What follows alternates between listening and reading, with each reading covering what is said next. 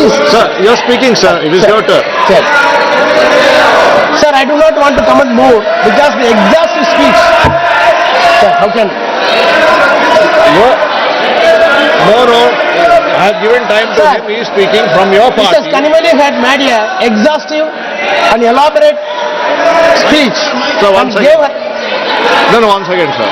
No, he is from your party. You don't want him to speak. Please tell me. No, please tell me. No. I have given time to him. He is from your party. You don't want him to speak. Whether conclude or not, it is. I will decide, not you. Please. Yes, sir. Yes, sir. House is not in order. No, sir. It is in order, sir. If it is not in order, it is basically because of your own party. Sir, a detailed, elaborative speech that has been delivered by Mrs. Kanimali Karunanidhi from my party, where she explained the dubious activities, covered these two acts which has piloted this government. I want to make very small time to exercise my right. Sir, I never intended to take part in this debate, but I took a firm decision. I want to say a few words before this House after hearing the speeches of Home Minister and the Prime Minister. Sir, it is very strange. Two bills having approved by the Cabinet under the chairmanship of the Prime Minister have been placed on the table and it is being under consideration, and both the two exalted executives, none other than the Prime Minister and the Home Minister, completely deviated from the substance and pith of the bill, and they are giving justification on the other diabolical ways. It is strange to the Parliament. Not only strange, I categorically accuse both the Prime Minister and Home Minister and this government together undermine the parliamentary democracy and parliament values. I will explain. Sir, our apprehension is, having heard the speech of the Home Minister, nothing will be done to the Tamil Nadu or southern states. What he says is, sir, our apprehension is Tamil Nadu will be put into trouble. But whereas the Home Minister says there will be an approximate 50% increase. Tamil Nadu suffers no loss. Kerala will have 30 MPs. It is artificially created apprehension in the mind of the southern states. Sir, the apprehension in the mind of the southern states, not in the year 2010 or 2011 or 2026, the apprehension in the mind of the makers of the constitution itself, north and south divide. Sir, the states were formulated under the statutory provisions of the State Organization Bill. The states were organized by Dr. Ambedkar and other committee on the basis of the linguistic states. I think that I am correct. The states were formed in 1956 by a statutory measures under the guise of linguistic states. When the linguistic states idea was put forth before this parliament, even period 5 years, Ambedkar wrote a very clear book which was the bedrock and backbone for this statutory. Sir, thus in that book he says there is a divide of north and south. Sir, Ambedkar says in his book, I quote, the north is Hindi speaking, the south is non-Hindi speaking. Most people do not know what is the size of the Hindi speaking population. It is as much as 48% of the total population of India. Fixing one eye on this fact, one cannot fail to say that the Commission's effort, that is the Delimitation Committee that time, formulating the States Commission, Commission's effort will result in consolidation of the North and balkanization of the South. Can the South tolerate the dominance of the North? I may now, not to be breach of a secret, if I reveal to the public what happened in the Congress party meeting when draft constitution in India was being considered on the issue of adopting Hindi as a national language. There was no article which proved more controversial than Article 115 which deals with the question. No article produced more opposition. No article more heat. After a prolonged discussion, when the question was put, the vote was 78 against 78. The tie could be resolved.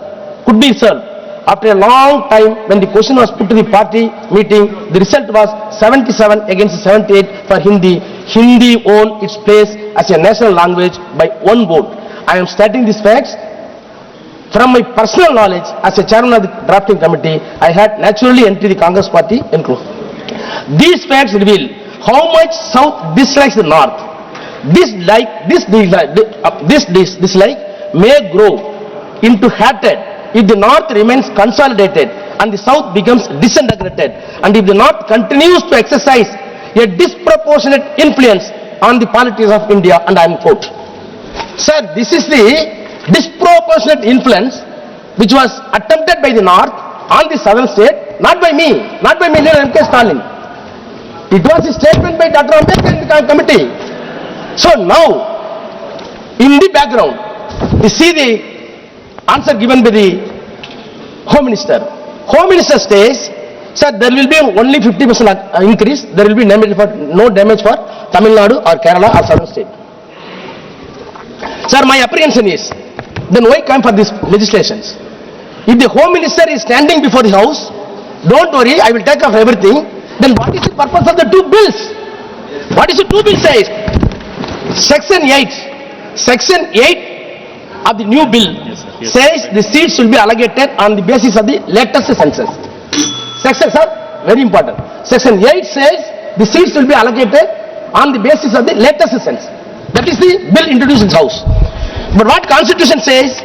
Constitution says, Article 81, Clause 2, there will be the number of seats. For the purpose of Clause A and 1, there shall be allotted to each state a number of seats in the House of the people in such a manner that the ratio between the number and the population of state is so far as the practicable and same for all states. Sir, the word is very important. Ratio between the number and the population of the states. Constitution says ratio of the number between the number and the population of the states.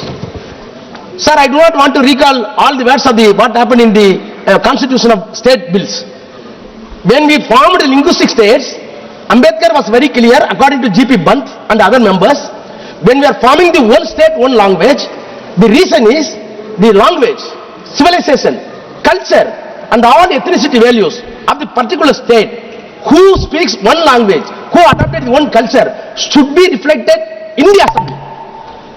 All codification of laws and whatever the rules going to be framed, it should reflect the people of the state, since they are adopting their own language. If it is the collection of the state, is it not fair on the part of the government to take all the rest of the states from the linguistic states? It should be collected. Please conclude. But whereas Prime Minister says, Home Minister says, don't worry, nothing will happen. But on the other hand, Constitution is against you, the present bill is against you. It is very strange. Number 1 and number 2 of this country is completely misguiding the Parliament with wrong data without any reason. Sir, I conclude, sir. I conclude. In the name of women's right, Prime Minister wants to say we wanted to protect women's right. If anybody opposing this bill, they will be anti-woman. Sir, in the name of the women's right, the government is going to promote discrimination among the states. By the discrimination, you want to promote north-south divide. By this divide, you want to have a perpetual rule in the center. By the perpetual power, you want to establish theocratic state. By theocratic state, you want to impose one nation, one language, one culture. We will not permit your dream to turn into reality.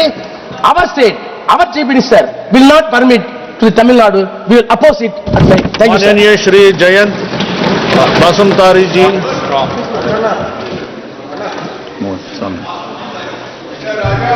आप बोलिए sir, mic आ जाएगा.